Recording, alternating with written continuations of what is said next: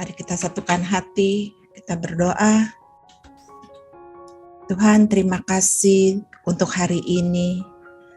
Biarlah Engkau sudah memberkati kami, memberikan kekuatan dan kesegaran untuk dapat menyampaikan isi hati-Mu. Kiranya Engkau juga mengurapi hamba-Mu dan setiap jemaat-Mu. Biarlah firman yang ditabur akan memberikan kekuatan dan memberikan buah di dalam setiap kami. Hanya di dalam nama Tuhan Yesus Kristus. Haleluya. Amin. Shalom semuanya.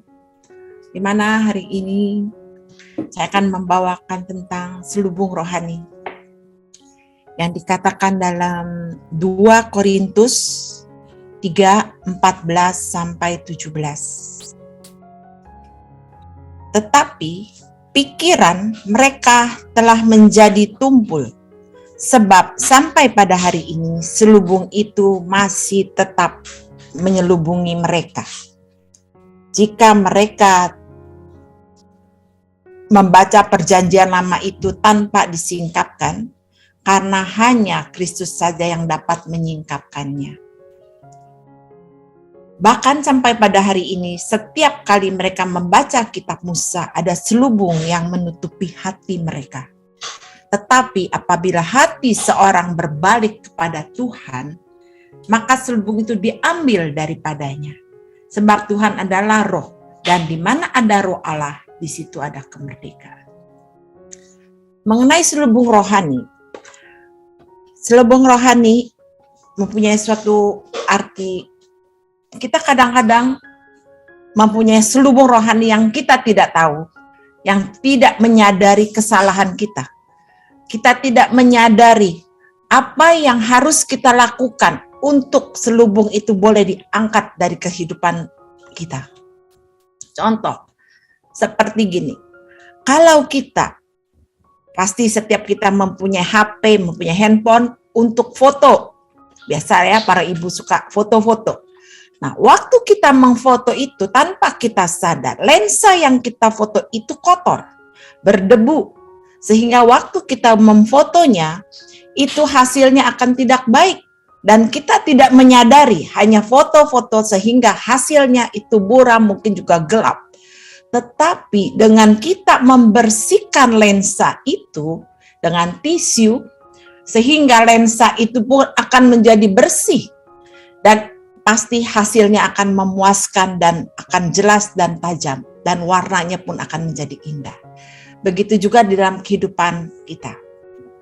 Kalau ada yang namanya selubung rohani di dalam kehidupan saudara dan saya, mungkin ada kekecewaan di dalam hati. Selubung rohani itu hati yang dikatakan tadi di ayat 15. Bahkan sampai pada hari ini setiap kali mereka membaca kitab Musa, ada selubung yang menutupi hati mereka. Nah, sebagai orang Kristen, mata hati kita ini bisa juga buram atau juga bisa ada suatu debu dan kotoran. Nah, itulah yang harus kita bersihkan dari hati kita. Yaitu mungkin ada suatu keiri hatian, ada suatu kekecewaan, ada sesuatu kekhawatiran yang menyelubungi setiap hati. Nah, itu kita harus membuang dan harus selubung itu harus dilepaskan. Sehingga kalau kita melepaskan selubung hati yang dalam hati kita, kita melepaskan, kita mengeluarkan, kita membersihkan. Maka yang dikatakan oleh setiap kita diingatkan, sampah-sampah yang dalam hati kita setiap malam harus dibuang, harus dibersihkan. Sehingga kalau kita sudah membersihkan sampah-sampah dan debu kotoran dalam hati, itu kita akan melihat sesuatu yang bisa menangkap firman Tuhan. Kita bisa mendengar firman Tuhan. Dan firman Tuhan itu pun akan kita bisa adopsi dalam hati kita. Dan di dalam hati kita akan kita juga membersihkannya. Sehingga apa yang ditabur dalam firman, sehingga firman itu menghasilkan suatu buah dalam kehidupan saudara dan saya. Dan firman yang disampaikan itu menghasilkan suatu buah dan kita pun bisa menjadi pelaku-pelaku firman. Karena sampah yang di dalam hati yang membuat kita yang tadi dikatakan mungkin sebagai pikiran yang tumpul. Sehingga waktu mendengarkan firman kita tidak bisa menangkap firman. Karena ada suatu kotoran itu yang membuat pikiran kita, hati kita menjadi tumpul. Karena kita tidak mau membersihkannya. Seperti Kain dan Habel. Kain iri hati. Karena persembahannya tidak diterima. Jangan sampai pun kita mempunyai selubung rohani yang membuat kita iri hati, kekecewaan seperti itu. Karena tidak baik. Karena sampah itu harus dibuang. Bagaimana kalau kita bisa membuka selubung itu? Bagaimana membuka selubung itu? Dengan tidak lain adalah hati dan pikiran berbalik kepada Tuhan. Yang dikatakan di ayat 16. Tetapi apabila hati seseorang berbalik kepada Tuhan, maka selubung itu diambil daripadanya. Jadi tidak lain hati dan pikiran kita harus berbalik kepada Tuhan, mendekat kepada Tuhan, sehingga apa yang kita lakukan, pikiran, hati, yang dibersihkan, diselaraskan dengan apa yang Tuhan mau. Yang kita mengenal akan perasaan Tuhan, kita mengenal apa yang menjadi berkenan di hadapan Tuhan, apa yang menjadi keinginan Tuhan untuk aku membersihkan hati aku ini. Apa yang Tuhan mau untuk kita melakukan setiap tindak tanduk kita, setiap perlakuan kita, setiap ucapan kita, setiap perkataan kita. Itu selalu ada yang kita memuliakan Tuhan. Bukan kita membawa selubung itu terus, kepahitan, kekecewaan. Jangan. Tetapi yang harus kita bawa, apa yang harus berkenan di hadapan Tuhan. Apa yang Tuhan mau saya lakukan buat dia. Apa yang kita mengenal akan perasaan Tuhan. Kalau kita mengenal akan perasaan Tuhan, kita tidak mudah untuk selalu selubung itu kita pegang erat. Tetapi kita membuka selubung itu supaya Tuhan bekerja dalam setiap hati dan pikiran kita. Nah, hati dan pikiran berbalik kepada Tuhan sehingga akan melahirkan perbuatan yang memuliakan Tuhan. Karena kita tahu perasaan Tuhan adalah perasaan yang selalu Tuhan mempunyai suatu perasaan yang lembut.